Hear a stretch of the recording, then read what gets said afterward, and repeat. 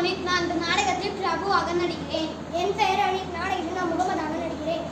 வயலூர் கிராமத்தில் கிளி ஒன்று வாழ்ந்தது. அதன் பெயர் செல்லம்மா. அந்த தோட்டத்தில் ஒரு மரத்தில் மட்டும் மிக சுவையான மாங்காய்கள் காய்க்கும். அதை எடுப்பதற்காக சிறுவர்கள் வருவார்கள். கிளி மரப்பொந்தில் இருந்து ஒரு பழத்தை எடுத்து காட்டும்.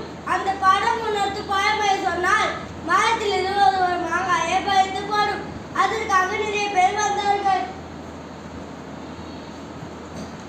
செல்லம்மா, நான் பிரபு வந்திருக்கிறேன். எனக்கு மாங்காய் வேண்டும். இந்த படம் உணர்த்தும் பழமொழி என்ன? யானை வரும் பின்னே மணி